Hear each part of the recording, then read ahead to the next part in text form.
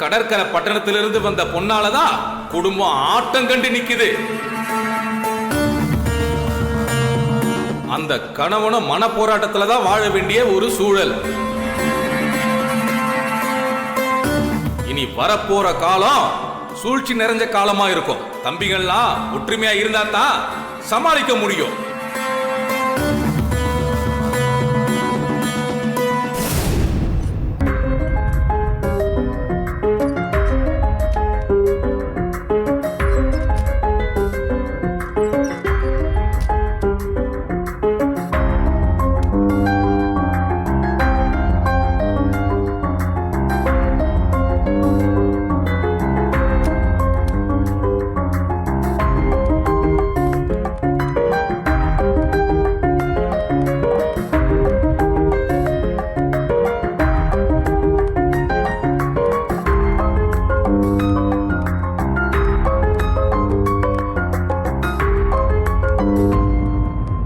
ஜனனி, உன்கிட்ட ஒன்று கேட்கணும்.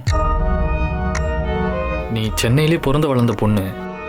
உனக்கு இந்த குறி சொல்கிறது, ஜோசியம் பார்க்கறது, இதை பற்றிலாம் உனக்கு தெரியுமான்னு எனக்கு தெரியல. ஏன் தெரியாது? நல்லா தெரியுமே. எங்கள் அம்மா குலதெய்வ கோவிலுக்கு கூட்டிகிட்டு போனப்போ அங்கே வச்சு பார்த்துருக்கேன். அப்புறம் உங்கள் தாய் மாமா போத்தியப்பன் கல்யாண மண்டபத்தில் வச்சு சாமியாடி ஃப்யூச்சரை பற்றி சொன்னார். அப்புறம் உங்கள் குலதெய்வம் கோயிலுக்கு போனப்போ அங்கே வச்சும் சொன்னார். அது மட்டும் இல்லாமல் ஒரு 3-4 தடவை அவர் சாமியாடியும் பார்த்துருக்கேன். அதை பற்றிலாம் நல்லாவே தெரியுமே.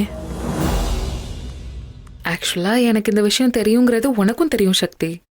ஆனால் இப்படி ஸ்ட்ரைட்டாக கேட்க முடியாமல் சுற்றி வளைச்சு வர, அதானே? எதுவாக இருந்தாலும் ஸ்ட்ரைட்டாக கேளு சக்தி. இல்லை, அதை பற்றி நீ என்ன நினைக்கிறேன்னு தெரிஞ்சுக்கணுன்னு தான் கேட்குறேன். நான் என்ன நினைச்சா என்ன?